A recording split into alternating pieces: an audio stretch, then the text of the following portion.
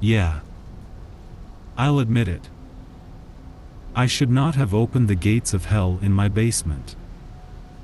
I'll be honest, it wasn't my finest moment.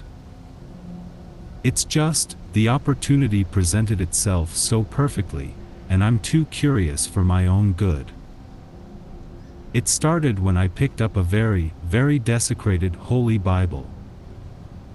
Covered in pentagrams, bloodstains, other dubious fluids. I got it from a yard sale that I'm pretty sure was for some emo guy whose family didn't want to bother taking the trip to the dump to get rid of his weirdo stuff after he died. It continued when my brother, who raises goats for milk as a hobby, accidentally bred a goat that was severely deformed.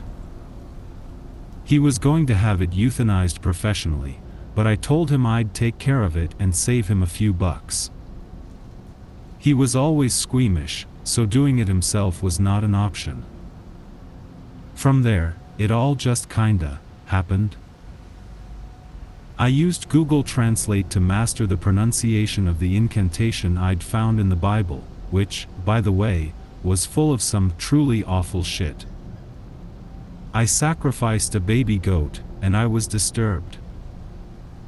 I also needed some more weird ingredients, like phosphorus and brimstone. But I got it all, and I opened the gates. Once the goat blood was spilled, a deep sinkhole lined with gold and containing nothing but a pool of lava at the bottom silently opened up. The heat was intense, I'll give it that, but it wasn't as spectacular as I thought. I didn't even expect it to work, and, boy, that certainly is a very unorthodox way to find out God exists. Anyway, currently, I'm hiding in my bedroom closet. Apparently, gates work in both directions, and, in the week it's been since I've opened it, I think I've let some things in from the other side.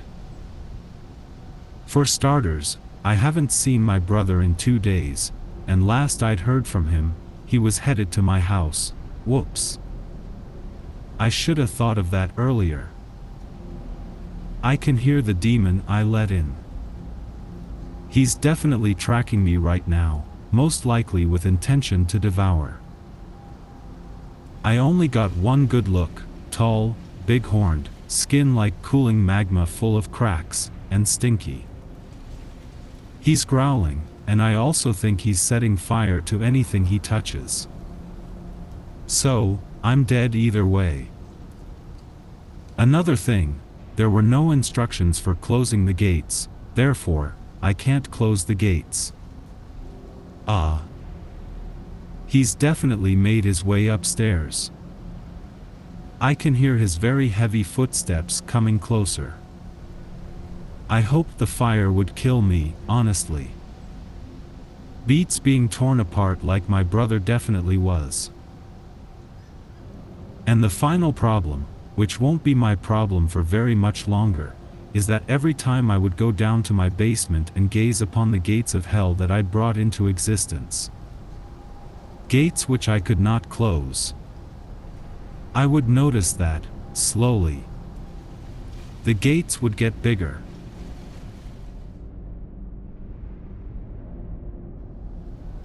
Norm woke up, and hit his head. At least, he was pretty sure that he did.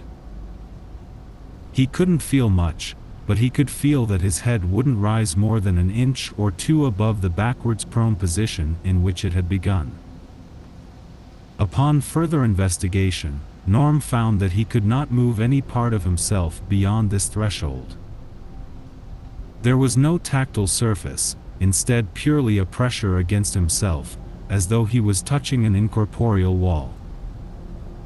Another thing Norm could feel were his eyes opening and closing.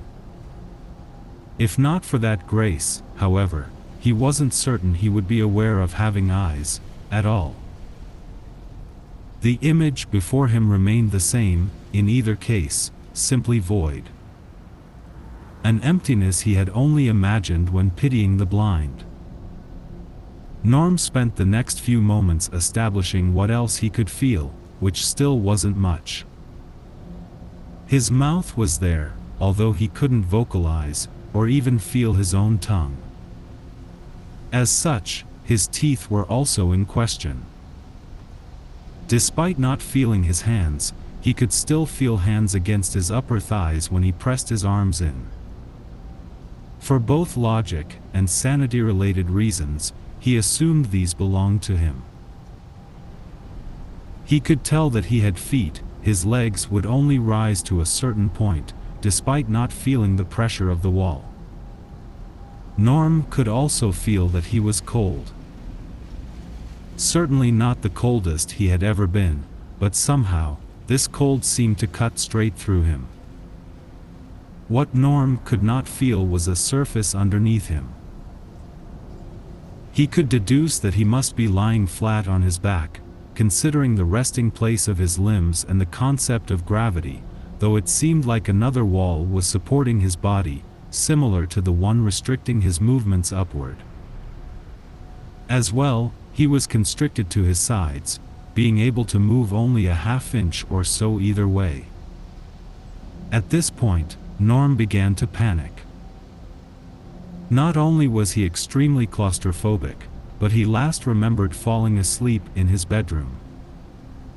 And, unlike his current surroundings, his bedroom wasn't a void. Heart rate beginning to accelerate, Norm attempted to calm himself, and was mildly successful. Norm assumed that this was another case of sleep paralysis.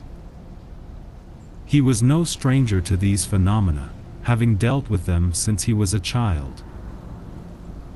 Sure, it had never exhibited in this manner exactly, but all the calling cards were there: lack of movement, low perception, skewed sense of reality in general. He began to drift. Norm calmed himself, when suddenly, he heard noises. A door open, then footsteps. Loud, and many. A door closing. Voices, also many, but fewer, but somehow, louder. The shuffling of papers. A phone going off. Chuckling. The moving of objects. Words indiscernible in the chatter and clatter. Norm thought that this was some weird sleep paralysis. He'd seen weirder. Then, one phrase cut cleanly through the cacophony. And with the autopsy completed, burial can. Norm began to panic, again.